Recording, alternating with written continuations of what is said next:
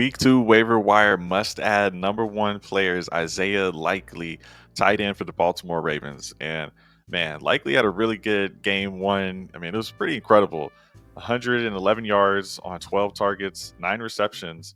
So the guy looks pretty good. He seems to be the number two wide receiver. We have videos all season saying he was top three target in that option. And, maybe it's the car accident with Mark Andrews or whatever it might be, but Likely seems to have been the preferred option that they were going to down the stretch time and time again versus the Chiefs. So I'm picking up Likely and stashing him for a season long upside.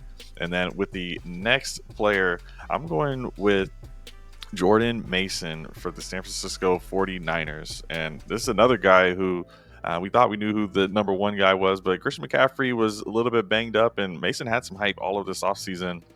28 attempts. I mean, incredible. 149 yards and a touchdown. So congrats to everyone who already had Jordan Mason. There might still be some use for him on the roster if CMC is still out. So we'll see what ends up happening there with CMC if he comes back. But right now it's looking like Jordan Mason has an opportunity for potential week one use. And, if there's another injury to McCaffrey down the line, you're going to want to go ahead and have this guy stashed. And then next we've got, for the people that may have lost a Jordan Love or just need an upgrade at the quarterback position, we've got Baker Mayfield. And, he really had a good season last year. And, look, even it was hard to buy in. I'm starting Kyler Murray over him last season, and that doesn't work out right. But look, this guy is just continuing to get it done. He's got a Mike Evans. He's got Chris Godwin. All of these options, Rashad White even getting it done here. You can see with the 6 targets out of the backfield. So just a lot of options in that middle area of the field for Baker Mayfield to quickly get the ball to. So I just think he's a solid, target for you on your waivers this week. And next we've got Jalen Wright. And to me, this is potential utility this week. But also I'm thinking, this is just a guy who I had wanted to stash all season long.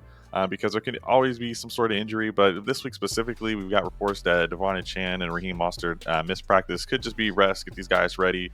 But you look, there's really only 10 attempts for Chan, 6 for Mostert. Chan also got the 7 receptions, so 17 touches for him. So still a decent amount. 100 yards from him. So maybe it's just some rest, but really with Wright being a healthy scratch, them letting Jeff Wilson get some of the ball there, I think this guy is just in a good spot to still go ahead and later in the season pop, or maybe even this week get an opportunity if one of these guys does miss some time. And then next we've got Zach Charbonnet, former second round pick last season, and he had 8 carries in this game. And it's mainly the Kenneth Walker show over there, right? He's shown that he can, really just carry the rock and give them what they need. 20 attempts from Walker, 103 yards and a touchdown. So not a super efficient day from Zach Charbonnet with only 12 yards on those 8 attempts. But still, they both had the same amount of catches too. And I do think if anything were to happen to Walker, it's just a nice handcuff to have. But last year we were waiting on that handcuff, and Charbonnet did get that opportunity. It wasn't too explosive or anything, but still a good guy to have there. And then next we've got Brandon Cooks. Brandon Cooks for the Dallas Cowboys, and this one's a bit more of injury related because we did see Jake Ferguson go down, unfortunately. Right now someone has to pick up the slack. Brandon Cooks had 7 targets, 4 receptions on 40 yards and a touchdown. Not really too far from CeeDee Lamb.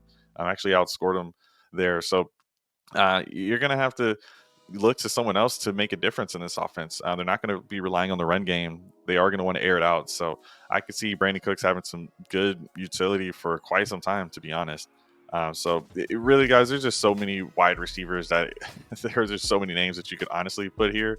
But I'm going to add one more wide receiver in Demarcus Robinson, a guy who was averaging close to what felt like around 20 points per game at the end of last season. And now we've got an injury to Puka Nacua, who's on IR for the next 4 games. With that, last game, Robinson had 7 targets, 4 receptions. Cooper Kupp's going to handle more of this workload. He got 14 catches in that last game. I still think they're going to have to get some other guys in the mix there. So absolutely can see Demarcus Robinson having a big role here. So that's it for the week 2 waiver wire ads. Hopefully you guys had a good week 1, and I'm wishing you the best of luck next week. And go ahead and like, subscribe. Appreciate you guys watching the video. To catch you in the next one.